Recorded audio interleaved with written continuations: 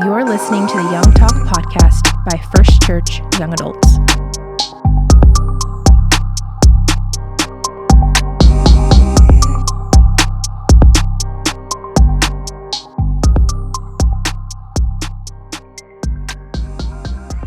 What is up, everyone? Welcome back to another episode of Young Talk, and today we have Leslie, Josh, and Micah.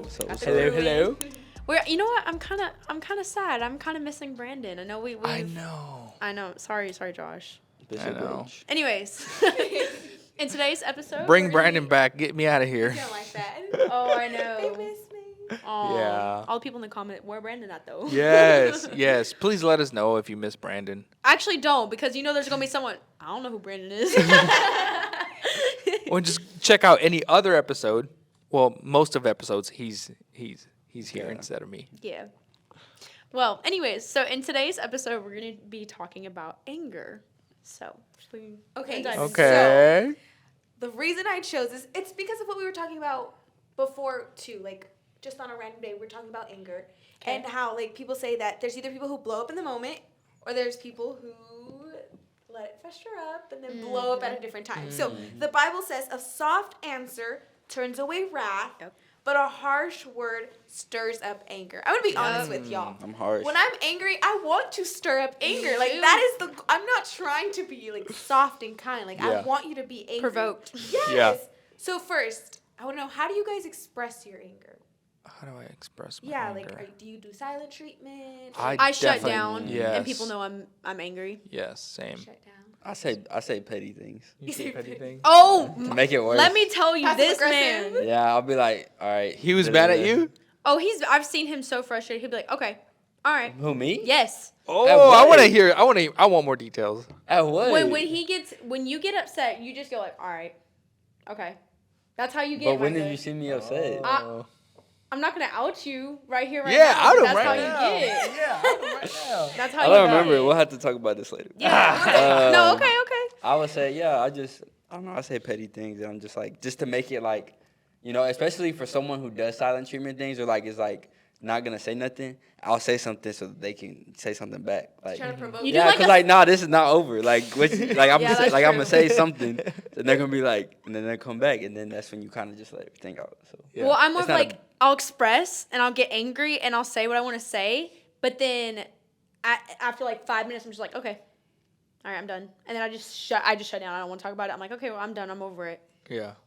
That's how I am. But how do you get over it? Because I can go, like, I've gotten better at it, but I could go long Yeah. weeks with the silent treatment. I think the longest my sister and I ever went was like a month.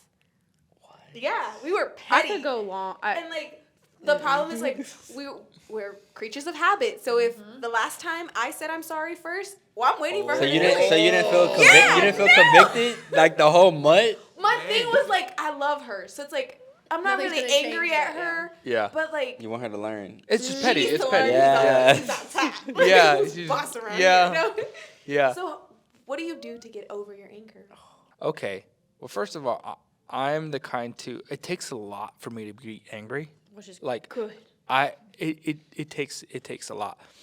But once I get there, it's hard for me to come back. Like yeah. it's I'll say things. I'll say very very few things, but I'll make sure like I want to hurt you. Like if whatever I say is like I'm not just being petty. I want you to be hurt. That's how I kind of take it out. But I don't know. Like something for me is time. Like I need time. Like alone. I just need time to think. I need time to figure out my apology. I need time to whatever.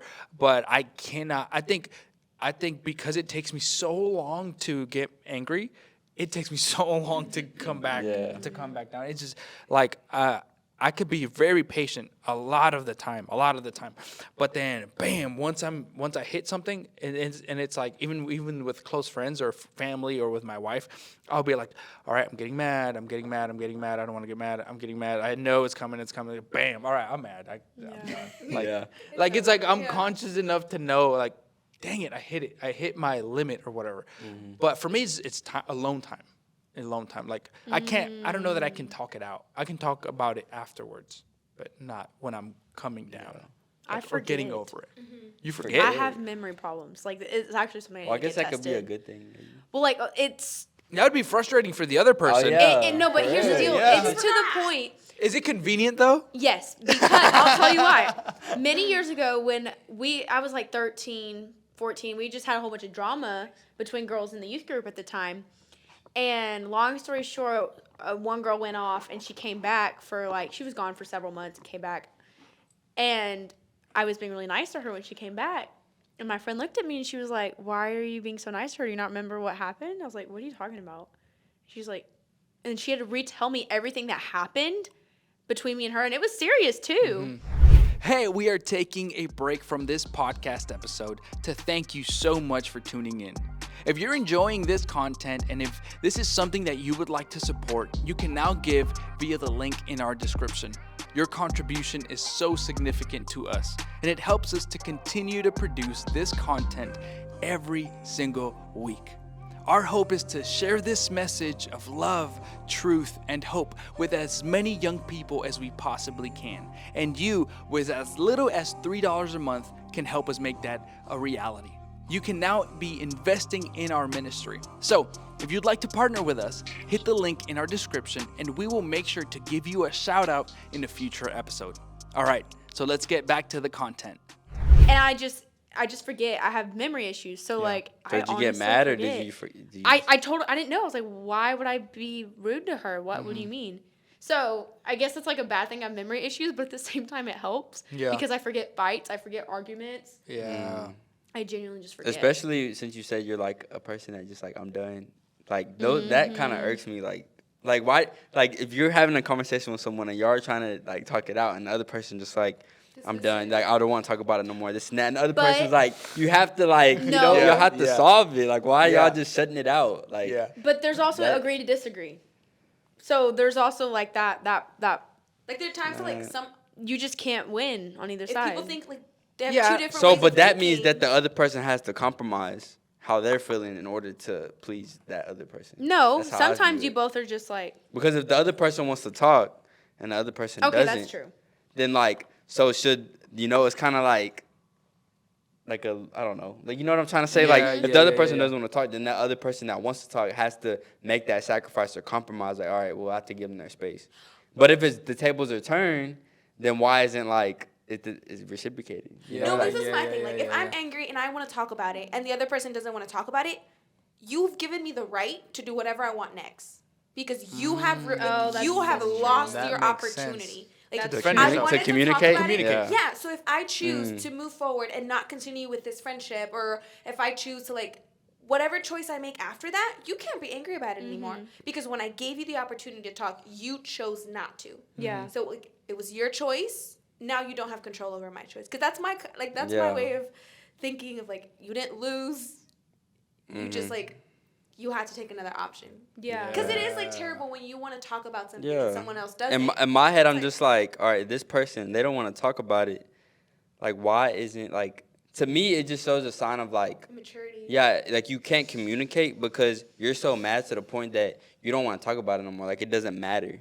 So in my head, I'm like, okay, like, why can't, it just doesn't make sense to me. You know, why are you going to cut off something like that y'all trying to communicate through and you're just like, I don't want to talk about it, this and that. Like, especially if the other person doesn't understand. Like, it just, I don't know. It's Yeah. I think with conflict in general, I've heard this is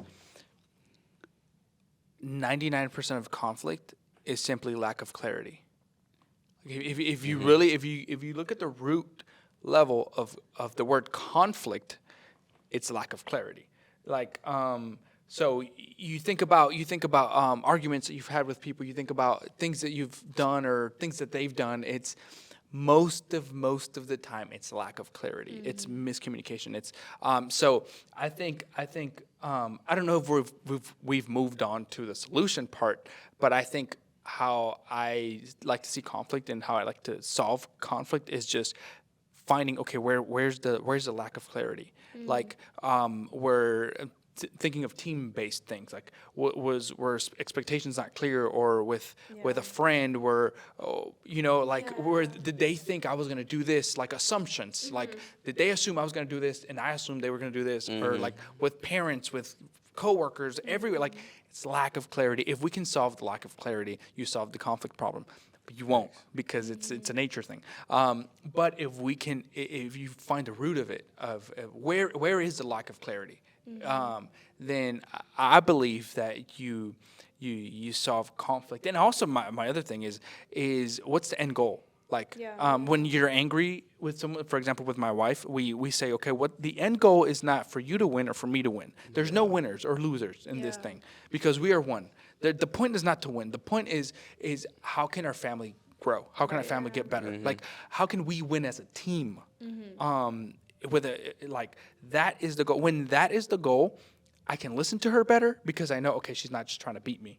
Yeah. She will listen to me better because she knows, okay, I can trust that he's not just trying to prove me wrong. Like, no, like our goal is for us to win, to find lack of clarity, and for us to win. So I think when you have the mindset of like, you're winning or I'm winning, or I got to beat you and you got to beat me, then you're just like upping each other, upping each other. And it's a never ending cycle. So if I can agree that no one's going to win and no one's going to lose, we just need to find the lack of clarity, and we just need to both win. How can we do that? Yeah. So that's how I like to think of conflict or solve conflict. But yeah, so. No, I would say that's good. That's good. Lack of clarity. Okay, so have y'all heard of righteous anger? Yes. No. Yes. Do you want to explain that? You can. No, Yeah. I just talked a lot. I remember you like teaching us about this a while ago, so go for it, please. So righteous anger is this. It's like, it's a concept. It's not theologically a thing, but righteous anger is when things make you angry to do something. For example, I have a friend who was abused as a child, and he now has a nonprofit organization that helps children that are abused. They support other organizations. They do little things here and there, and it's like he has this righteous anger against child abuse. He's angry about it. It fires him up. You cannot talk to someone more passionate about it than him.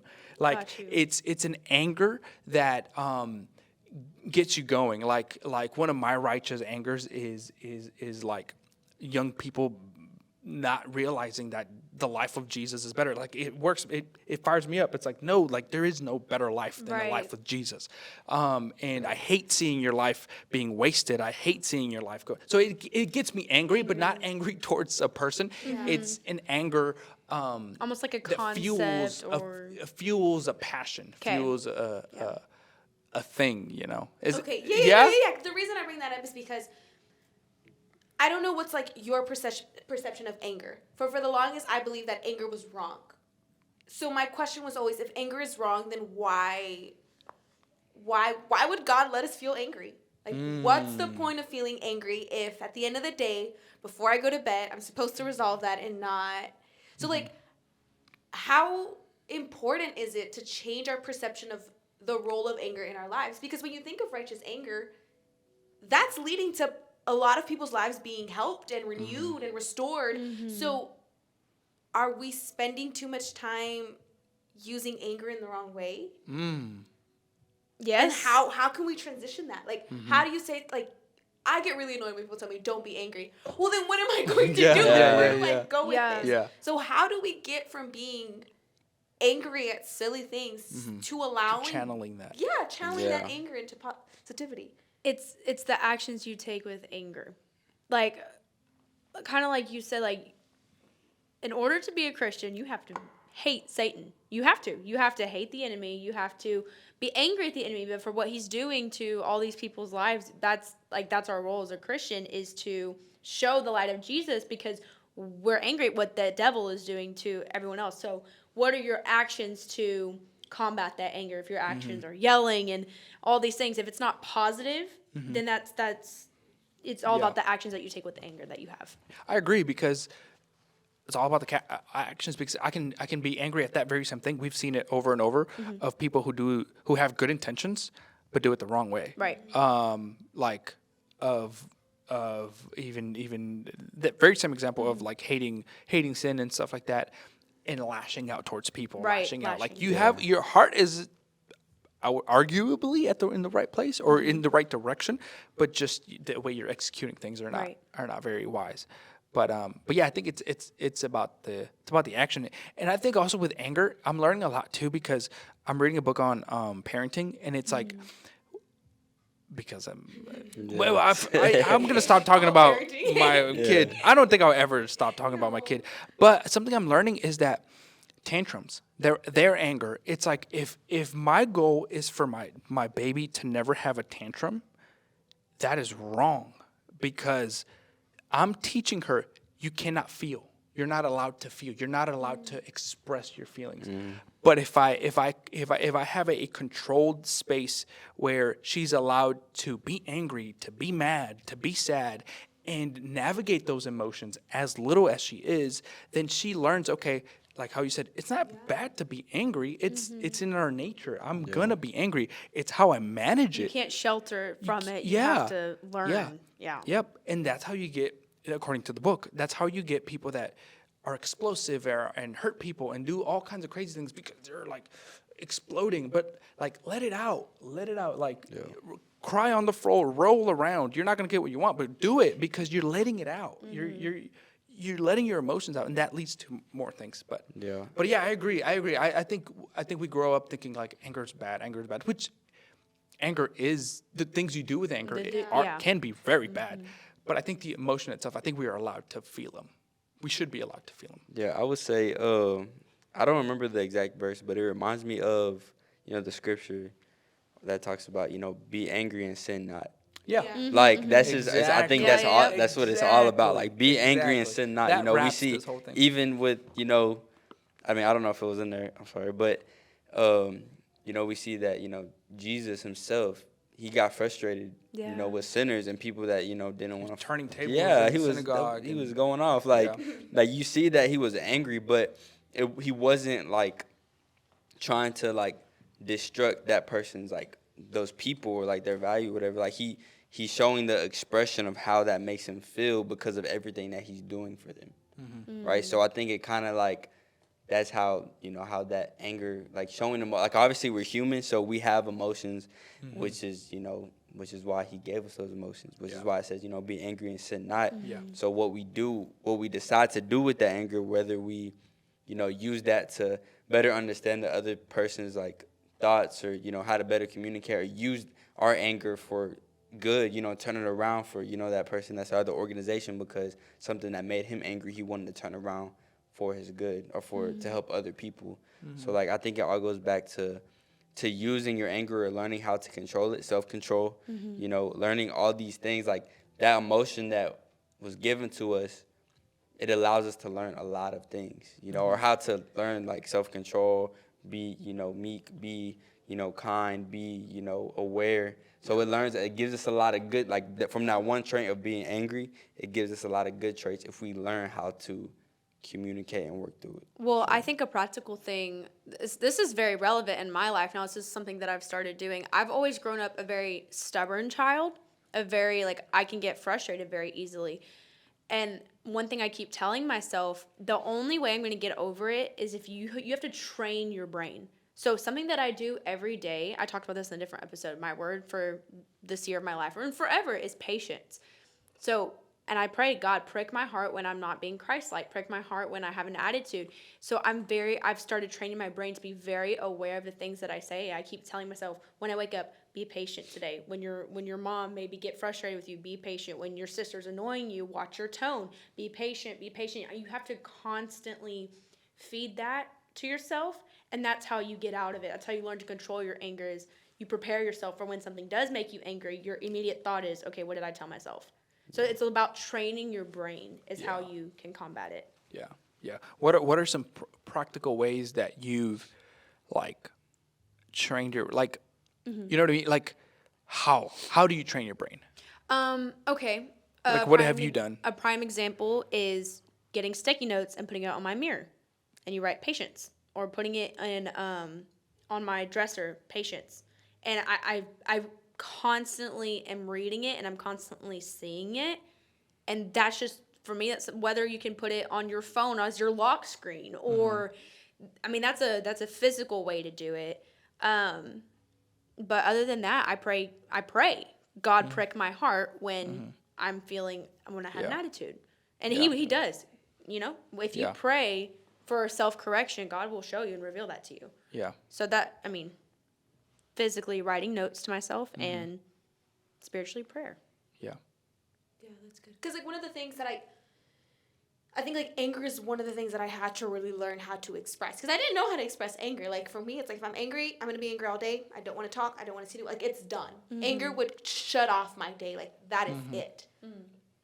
But like you said, like you have to grow comfortable with like, what can this show you? Like anger is always seen as evil, but the Bible tells us like God can take what's evil and turn it into good. So like Lord, like being willing to like turn that anger, like be honest with yourself. Like I'm not happy all the time. Sometimes I'm angry. So what can I do with this anger to better serve and like the kingdom? And what I think that you said was really interesting is how habits matter.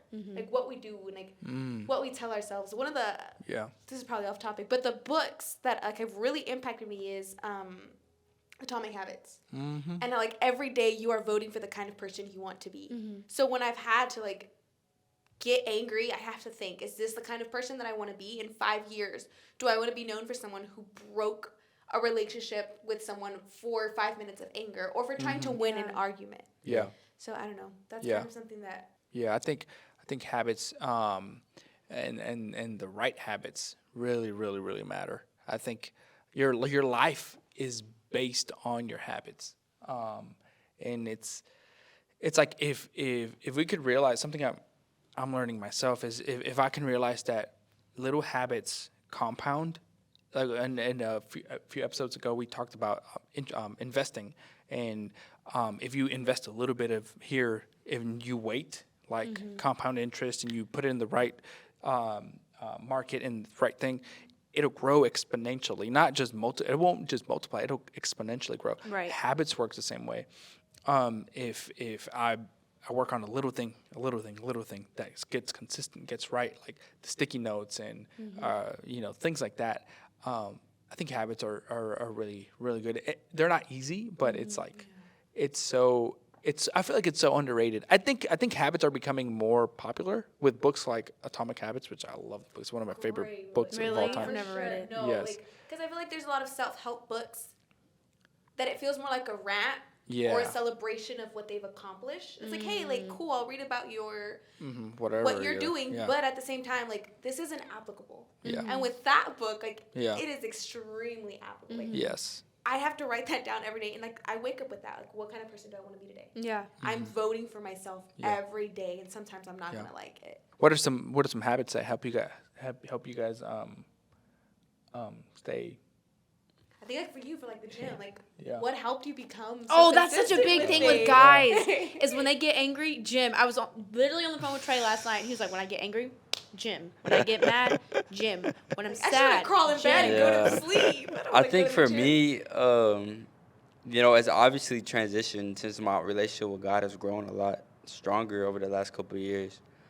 Back in the day or during high school, like that would be my go-to resource. That would be my therapy, right? But for me, it was more so like that was like my me time, and that's when I feel like God could like speak to me the most, because when I'm out and about or when I'm hanging with friends, my family, like my mind, I'm just trying to stay busy to distract myself from what I have to, face.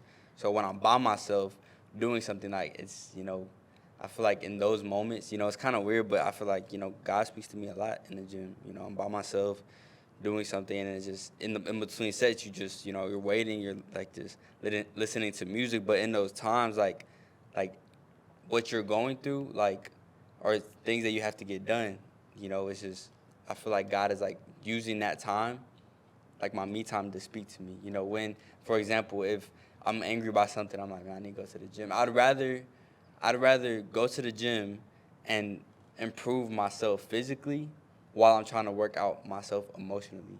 Because if I just stay at home and lock myself in the room all day and be mad over this one thing, like I'm like trying to close myself in rather than, man, let me express. Like that's kind of my way of like expression of like anger and like if when I'm going through things, whether that be something I'm mad about, something I'm sad about, like either way, you know, trying to get those emotions out while I'm trying to work on myself in a different way so I can figure out what I need to do in order to improve myself emotionally, you know, spiritually.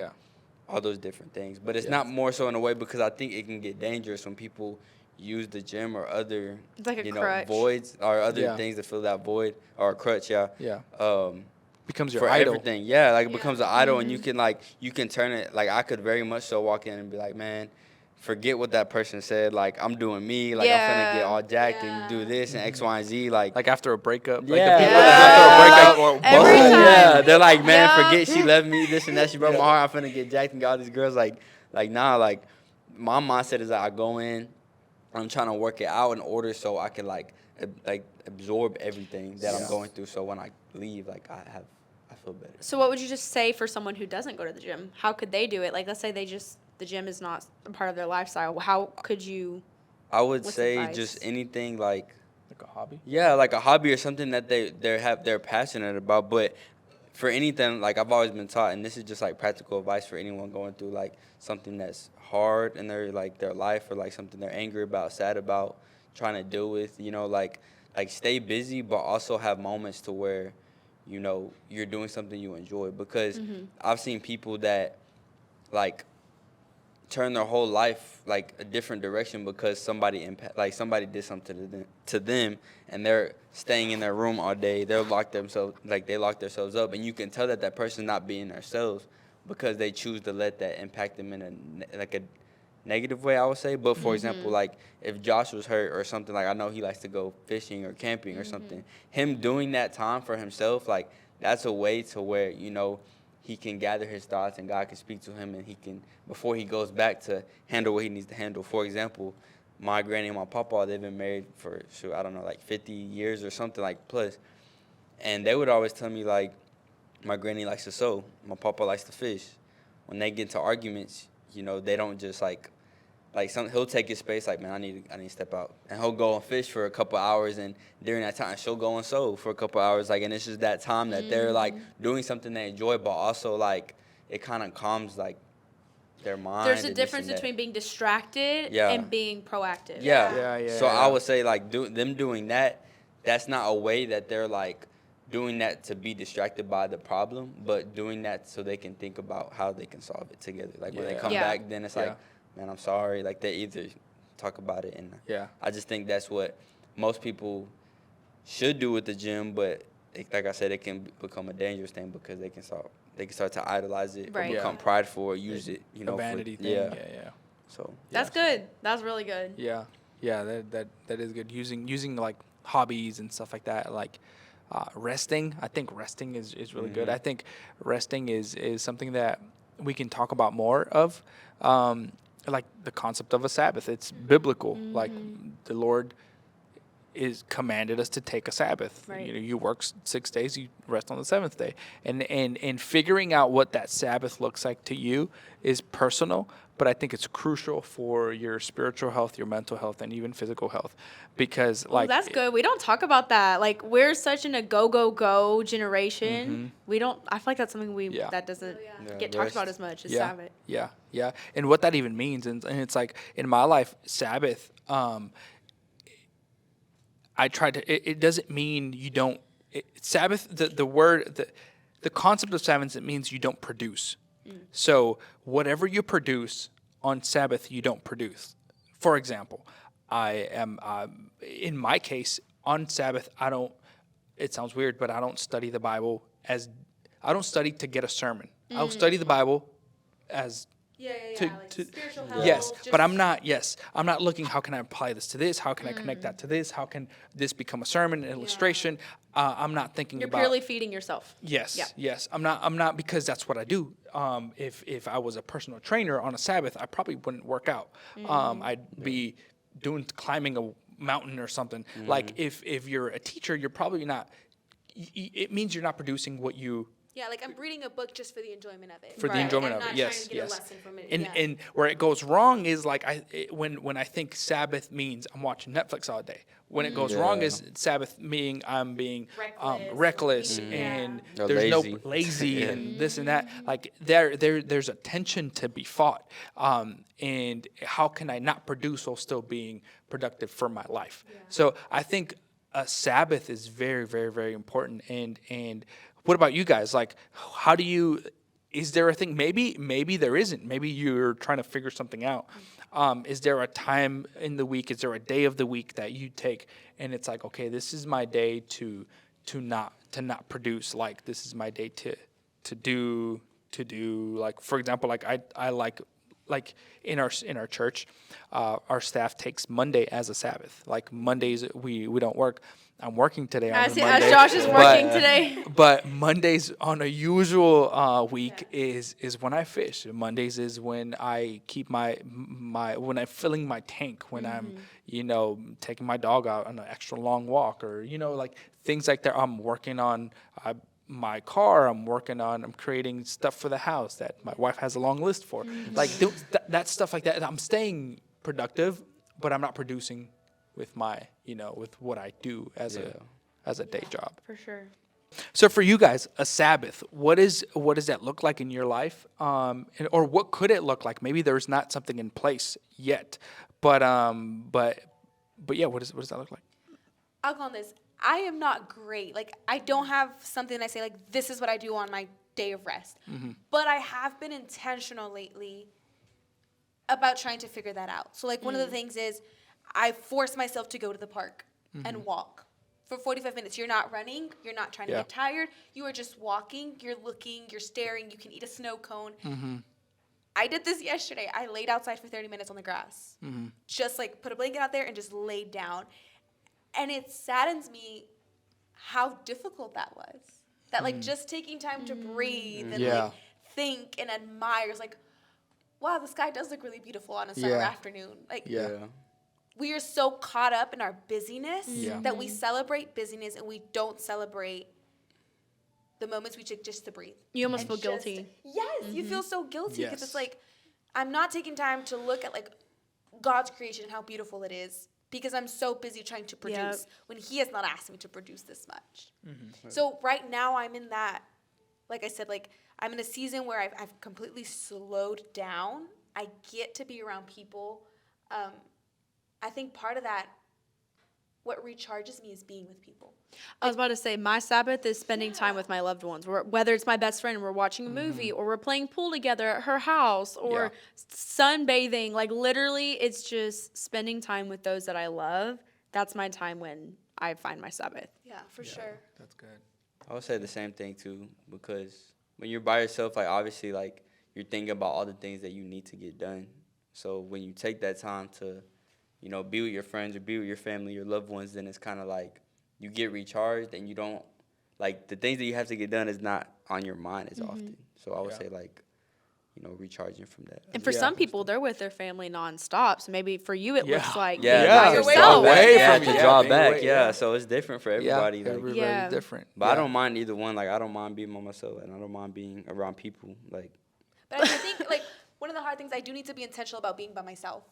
Because, like, especially now, like, I've realized I need noise. I will put on a show or I'll put on, a podcast or a song just because I do not know how to be alone. And I think that's dangerous because I need to have time to just listen. Like, what is God trying to say? Yeah. And if I'm constantly, like, this is what I want you to say, Lord. Like, I want to hear you preach on, like, I want to hear preaching about staying busy for the kingdom of God. Well, is that what God is truly trying to say? So I do think it's important to, like, take that time Yeah. to just stop talking. Yeah. no, for sure. And I'll say even for me, like going to the gym and stuff, like I don't mind working out with people, but I would really prefer to work out alone.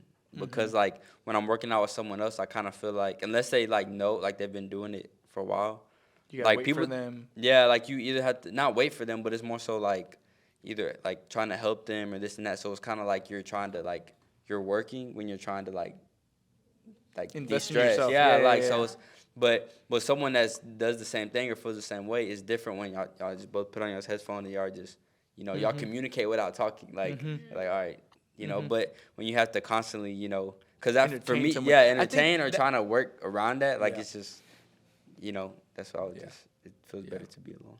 Paris, you were gonna say I something was gonna earlier. say I started laughing because as a kid I would get so angry because every Sunday after church my parents we go eat, but they would lock me in my room to take naps. Like they taught me as a kid, this is your day of rest, and I hated it. I would sit there at my door, stick my hand out the door, like I'm not asleep. I want you to know. Like I'd make them feel guilty. But it's funny now as I get older, I'm like, I need my afternoon nap. Sunday Yeah. naps, they You hit grow to different. love it, you know. Yeah, So- that's good. I think it's the lunch though. Yeah. After you eat, that's It's what like makes good it. word, Yeah. good lunch, good nap. Oh yeah. Yeah. But something. I'll wrap up this thought, Otter. That I was thinking about is like when you were saying that is like sometimes we just need to stop and smell the flowers. Yep. And here's what I mean. I was on a walk with my dog, and I'm on a rush. Sometimes I'll take them during my lunch break. So I'll eat, I'll take my time, and then I'll take her on a walk. But I'm like, man, I got something to do. So I'm like, come on, Luna. Like I'm walking her, and she's walking, and I'm going, and I'm like, man, okay. So let's go. So then there's a little field by over here, and we're walking, and then all of a sudden she just stops, and I'm like, Luna, come on. And I'm not yanking her too hard because she has a harness, so I'm not hurting her. But I'm like, come on, and I'm like checking my schedule and like phone and texting and stuff like that, and I'm like, I look back. And she's smelling flowers. She's like smelling. There's like those wildflowers.